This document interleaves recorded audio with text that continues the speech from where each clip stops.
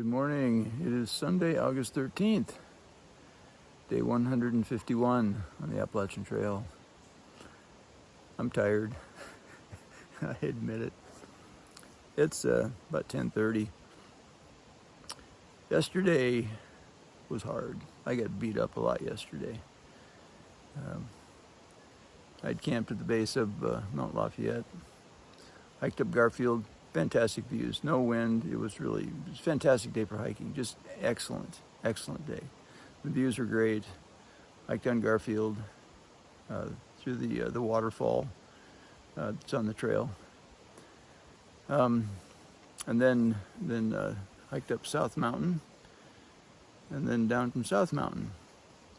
So during the course of the day, I think I probably slipped and fell at least twice, if not 3 times. Beat up my left shin pretty good. I think I sprained the ring finger on my left hand. It's still a little swollen today. That hurt. And I broke the upper section of my left trekking pole. So I've successfully broken every section of the trekking pole that there is. Started with the bottom, that was in Virginia, broke a middle section in Pennsylvania, and then broke the top section, the handle section, just yesterday up here in New Hampshire. I was able to slide the middle section up far enough to give it some reinforcement. With the remaining Gorilla Tape that I had on my other trekking pole, I put a few wraps of that around to reinforce it some more and to keep it from splintering, and move on. Big challenge for the day, however, was water. I was able to find water before I started climbing South Mountain. There's a hut partway up South Mountain. I didn't take the trail off to the hut. It's a little bit of a distance, and I didn't want to do that.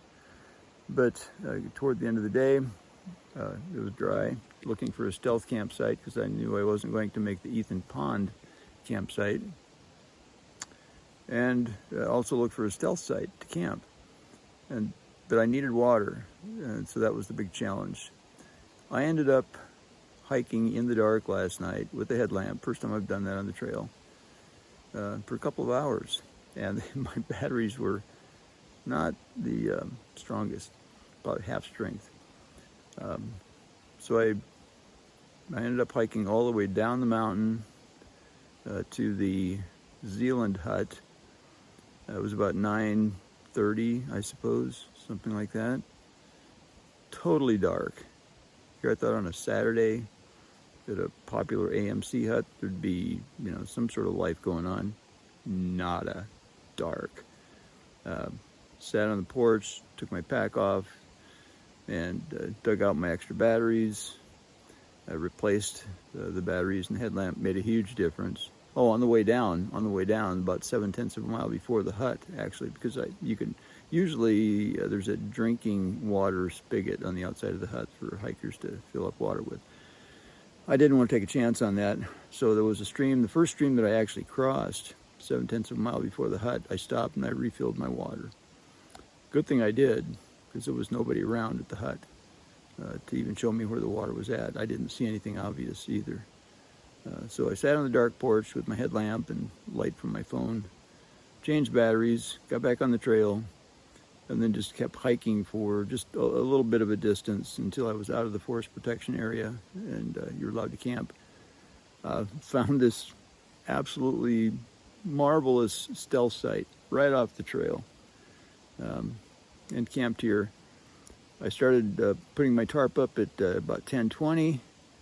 I got the tarp up and staked out and stuff underneath, and at 10:35 it started to rain. Talk about timing. That was a great part of the day, to be able to not have to hike in the rain. It was supposed to start, someone said first 5 o'clock, and then someone else said 9 o'clock. The sky was light for a long time. That really helped with the hiking, and there was no rain, very little wind, and then just suddenly, like somebody flipped on the switch at 10:35, it started to rain just as soon as I had my tarp up and staked out. perfect timing. Perfect timing. Yeah, there was a term that I had thought about that. Small mercies, tender mercies, that's what it was, tender mercies. Thank you, Heavenly Father, for holding that off. It was great. I didn't get, and then I ate my big meal, actually. The Peak cheesy chicken and broccoli or something like that. It had like 1,060 calories. I needed it after yesterday. And so I ate that one. I didn't get to bed till after midnight. I woke up at 8 o'clock this morning. I'm exhausted. Took a little 5-minute nap before I took the hammock down.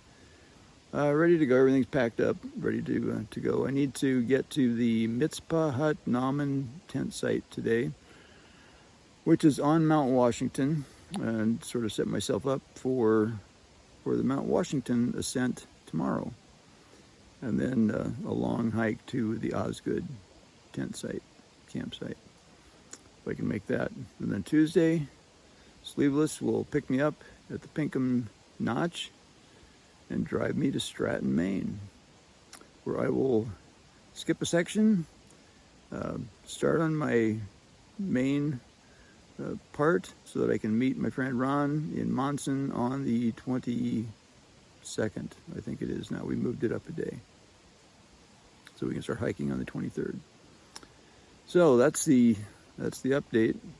It was sprinkling a little while ago, but it's not. It was supposed to rain all day today. There's nothing. The sky is actually pretty bright. So I better make tracks. This section of trail is flat, easy. It's like a state park section. I couldn't believe it. It's amazing. So it should make some good time for the next 5 miles or so. All right. Stay green, keep growing. It's Patriarch pushing on very slowly today, but miles to go before I sleep tonight. Have a great day.